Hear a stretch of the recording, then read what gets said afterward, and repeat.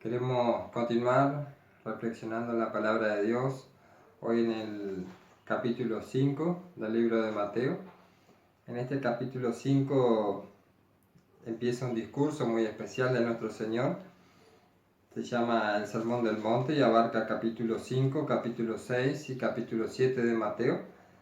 Sin embargo, vamos a ver las bienaventuranzas, que son los primeros 12 versículos de este capítulo, y cuando inicia nuevamente este discurso de Cristo, esta enseñanza, el evangelista hace algo que ya ha hecho y hemos notado en otro estudio anterior, la similitud y la referencia que hace entre Jesús y Moisés. Si prestamos atención, porque tenemos que recordar que este evangelio fue escrito para convencer de que Jesucristo es el Señor a los judíos. Por eso dice continuamente, para que se cumplan las profecías. Era el judío no convertido el que estaba escuchando este evangelio, o el público al cual apuntaba. Cada uno de los evangelios tiene un público distinto. Y dice el versículo 1, viendo la multitud, subió al monte, y sentándose, vinieron a él sus discípulos, y abriendo su boca, les enseñaba diciendo. Acá claramente identifica a Moisés, que sube al monte y baja con el decálogo, con la ley para el pueblo, a Jesús, que sube al monte y habla palabra de parte de Dios.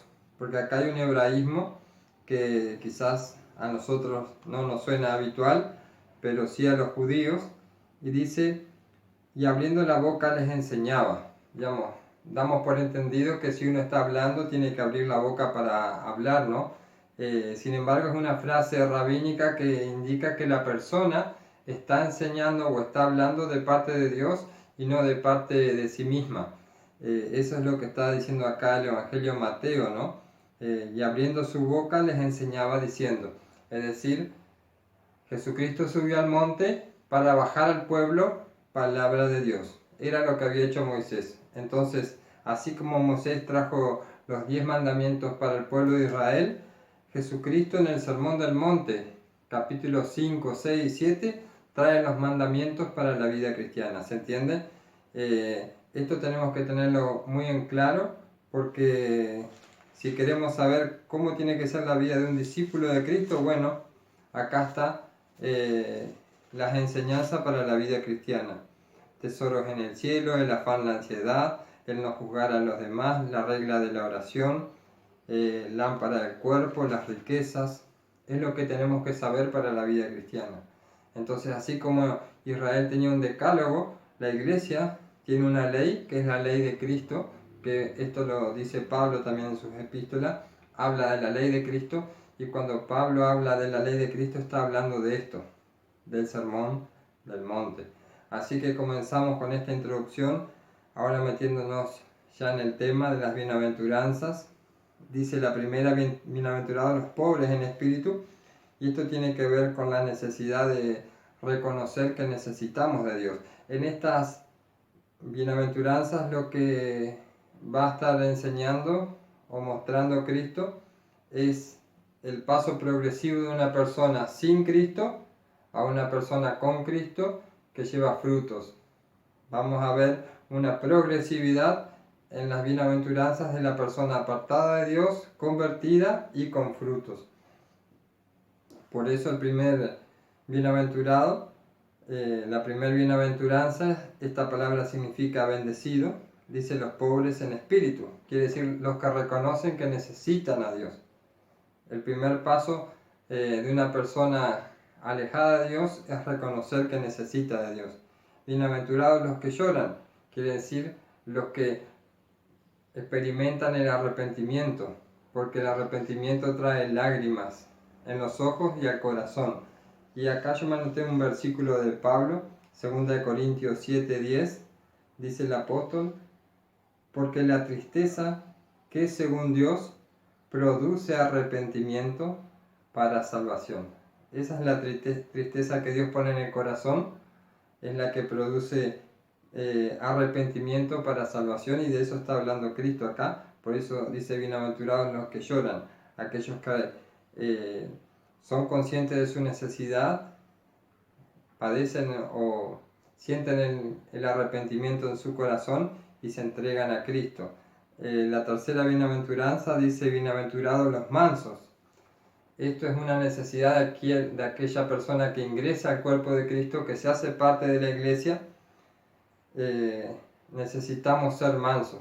¿Para qué? Para poder llevarnos bien, para poder ser edificados en el trato, para crecer en la iglesia necesitamos aprender a sujetarnos y a poder rendir cuentas, algo que nos cuesta bastante rendir cuentas, ¿no? Entonces, poder manejarnos con mansedumbre. En cuarto lugar, dice que es bendecida la persona que tiene hambre y sed de justicia. Esto quiere decir que hambre y sed está refiriéndose acá el autor a cosas diarias. Uno tiene hambre y sed diariamente. Entonces, bienaventurados o bendecidos aquellos que tienen hambre y sed de justicia, es decir, de cuidar esa salvación, esa justificación que recibieron en Cristo, de cuidar, de andar diariamente en el camino de Dios, ni irse a la derecha ni irse a la izquierda, sino que diariamente permanecer en el camino.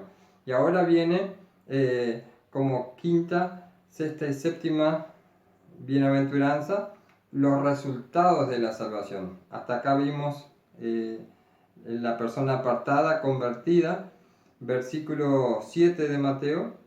Ahí comienza, 7, 8 y 9, nos va a estar hablando sobre los frutos que hay en el corazón de la persona que se entrega a Cristo.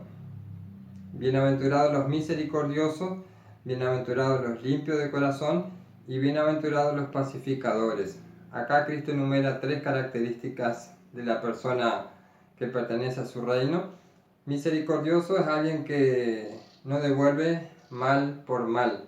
Tener misericordia de alguien quiere decir que cuando recibimos algo malo, no devolvemos de la misma forma, o teniendo la posibilidad de tomar ventaja, ¿no? de hacer justicia por nuestra mano, no lo hacemos, sino que tenemos misericordia. No le damos lo que merece, sino que le perdonamos. Eso es ser misericordioso. En segundo lugar, los de limpio de corazón. Es bendecida la persona que guarda la santidad. Aquella persona que es pobre, que se preocupa por cuidar su salvación, de no apartarse a derecha ni izquierda, tiene el Espíritu Santo y por lo tanto busca cuidar su santidad. Bienaventurados los de limpio corazón, porque ellos verán a Dios. La santidad es necesaria en la vida cristiana, no solamente la salvación, sino también la santidad para poder ver el rostro de Dios. Y en tercer lugar dice: bienaventurados los pacificadores, porque ellos serán llamados hijos de Dios. Los pacificadores son los que comparten la paz, y la paz es Cristo. Entonces está hablando acá de evangelismo como otro fruto de la persona del reino, del Hijo de Dios, de la vida del creyente, un pacificador. El apóstol Pablo en Efesios 6